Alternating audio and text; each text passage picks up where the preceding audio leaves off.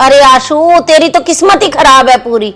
लोगों की पत्नियां तो अपने पति के साथ कंधे से कंधा मिलाकर चलती हैं, उनके साथ पूरा काम करवाती हैं, और एक तेरी पत्नी है जिसे अपने पति का दर्द दिखाई ही नहीं देता। हाँ हाँ मम्मी, आप बिल्कुल ठीक कह रहे हो।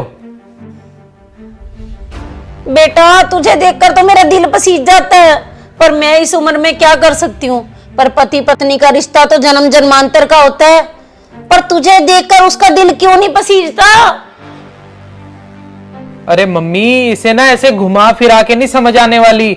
आप इसे ना सीधा सीधा बताओ, कहना क्या चाह रहे हो आप इसे। बेटा, मैं तो यही कह रही हूँ कि तेरे साथ कंधे से कंधा मिलाकर चले, जॉब करे तेरे साथ। बस करो मम्मी, आप इसे ऐसे कुछ नहीं समझ आने वाला।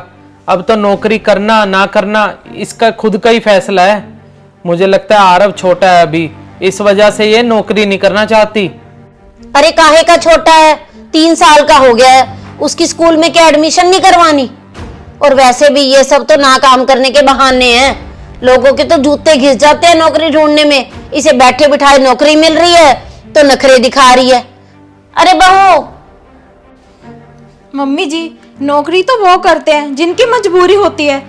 क्या हमारे घर में तंगी है, कोई मजबूरी है? मैं नहीं करूंगी मम्मी जी नौकरी। अरे बहू, तेरी ननद कोई देख ले, दोनों काम करते हैं। अंजलि भी काम करती है, रवि भी काम करता है।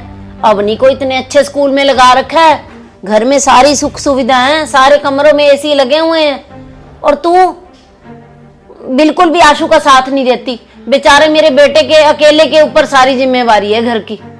मम्मी, ये तो आलसी है, आलसी। इसे नहीं दिखाई देता मेरा दर्द बिल्कुल भी। मम्मी जी, मुझे नहीं चाहिए एसी की ठंडक। और आरव को अच्छे स्कूल में ना डालो, मैं सरकारी में पढ़ा लूंगी। पर मम्मी जी, मैं नहीं जॉब करूंगी। देख आशु, देख कैसे जमान चला रही है, सीधा सीधा मना कर रही है। बस करो मम्मी जी, बस करो। आरव छोटा था तो मैं जॉब करती थी, इनके साथ कंधे से कंधा मिलाकर चलती थी। और आप मम्मी जी, आप तो पूजा पाठ में लगे रहते थे, मैं सुबह 4 बजे से घर के काम ही करती रहती थी। आप तो मेरे साथ हेल्प भी नहीं करवाते थे घर के कामों के लिए। ना मुझे दिन में आराम मिलता था, ना मुझे रात को आराम मिलता था। मम्मी जी, बहू की कमाई तो सबको अच्छी लगती है, पर उसकी जिम्मेवारियां कोई भी बांटना नहीं चाहता। मम्मी जी, मुझे माफ करो, ये दोहरी जिम्मेवारी का बोझ मैं नहीं उठा सकती। भाभी बिल्कुल सही कह रहे हैं। मम्मी, मैंने बाहर खड़े होकर आपकी सारी बातें सुन ली हैं। और जहां तक मम्मी बात है मेरी जॉब की, अगर मैं जॉब कर रही हूँ ना, तो मेरी सासू माँ का उसमें सबसे बड़ा हाथ है मम्मी। क्योंकि मेरी सासू माँ सारे के सारे घर के कामों में मेरी हेल्प करवाते हैं। अवनी को पता है कितने प्यार से संभालते हैं जब मैं जॉब पर जाती हूँ। और आप मम्मी, जब भाभी जॉब पर लगे थे तब आरव की नानी के घर छोड़ के आते थे। बताओ मम्मी, आप नहीं संभाल सकते थे आरव को?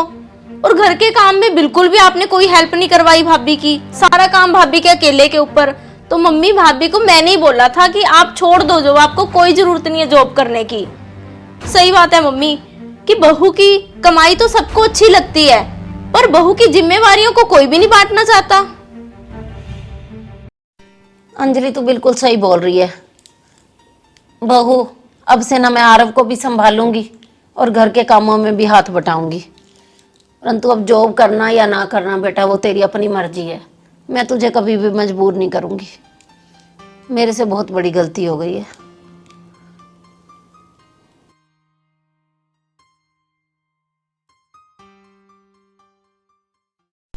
तो दोस्तों, बहू की कमाई तो सभी को अच्छी लगती है, परंतु उसकी जिम्मेवारियां कोई भी बांटना नहीं चाहता।